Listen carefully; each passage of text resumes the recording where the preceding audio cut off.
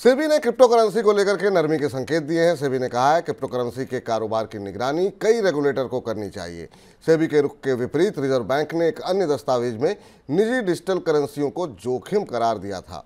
भारत ने crypto currency के खिलाफ 2018 से सख्त कदम उठाए हैं। सर, सेबी कुछ कह रहा है, रिजर्व बैंक कुछ कह रहा है, क्या आपसी सहमति यहाँ पर बनती हुई दिखाई दे सकती है क्या भविष्य के अंदर? क्रिप्टो को लेकर के भारत में इतना उलझन क्यों है अलग अलग इदारों में? विपुल जी, तीन अलग अलग रेगुलेटर हैं और तीनों रेगुलेटर अब अलग अलग तरह से क्रिप्टो के बारे में बात कर रहे हैं और इसको लेकर जबरदस्त भ्रम और कंफ्यूजन होना चाहिए। केंद्र सरकार या वित्त मंत्रालय जो आमतौर पर क्रिप्टो को गैम्बलिंग या जोखिम भरा एसेट मानता था, उसने अभी कुछ क्रिप्टो एक्सचेंजेस को भारत में कारोबार शुरू करने की अनुमति दी है। उन्हें FIU की क्लियरेंस मिल गई है।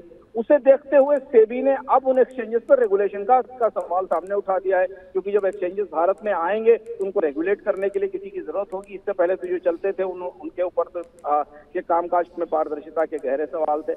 इधर जो सॉवरेन करेंसी का जो कस्टोडियन है रिजर्व बैंक, वो अभी तक स्पष्ट रूप से अपने इस रुख को के कारोबार की इजाजत जानी चाहिए। पूंजी का इसमें गहरे जोखिम का सवाल उठा चुके हैं।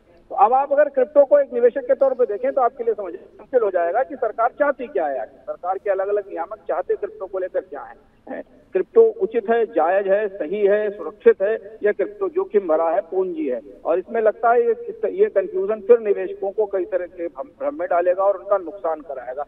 बेहतर है कि सरकार के तीनों नियामक वित्त मंत्रालय, सेबी और RBI मिलकर एक क्रिप्टो की पॉलिसी स्पष्ट करें, जिससे ये पता चले कि क्रिप्टो में लोगों को निवेश करना चाहिए नहीं।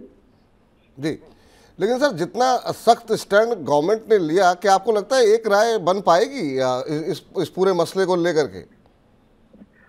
रिजर्व बैंक को समझाना थोड़ा कठिन होगा, क्योंकि रिजर्व बैंक और दुनिया भर के जितने भी फेडरल बैंक हैं वो क्रिप्टो करेंसी को लेकर खासे आक्रामक है। लेकिन एक्सचेंजेस जो हैं उन्होंने काफी उदारता दिखाई है, क्योंकि उनको इससे कारोबार, ट्रेड और बिजनेस मिलता है। इसलिए देखिए US में भी इसके क्रिप्टो करेंसी के डेरिवेटिव्स पे काम शुरू हो गया और उनको लॉन्च कर दिया गया। महत्वपूर्ण बात यह है कि भारत के निवेशक जो सामान्य निवेश की जानकारी नहीं रखते, म्यूचुअल फंड और बीमा खरीदने की, बीमा की बात हम आगे करेंगे, वो क्रिप्टो जैसे कॉम्प्लिकेटेड निवेश को कैसे समझ सकेंगे और इसकी व्यवस्था कैसे समझ सकेंगे। और खासतौर से ये तब उसी स्थिति में जब कोविड के दौरान क्रिप्टो के निवेश में भारत के लाखों लोग अपने हाथ उंगलियां कंधे तक जला चुके हैं और हर तीसरे चौथे महीने भारत में कोई फर्जी क्रिप्टो टोकन का स्कैम पकड़ा जाता है, जिसमें ऐप पर प्रतिबंध लगाया जाता है। तो कंफ्यूजन और भ्रम खत्म करना जरूरी है। नियामकों की जिम्मेदारी है कि वो तस्वीर साफ करें। बिल्कुल, इसमें उस मामले में पूरी स्पष्टता होनी चाहिए ताकि निवेशकों के मन में जो है किसी तरह का कोई कंफ्यूजन ना रहे।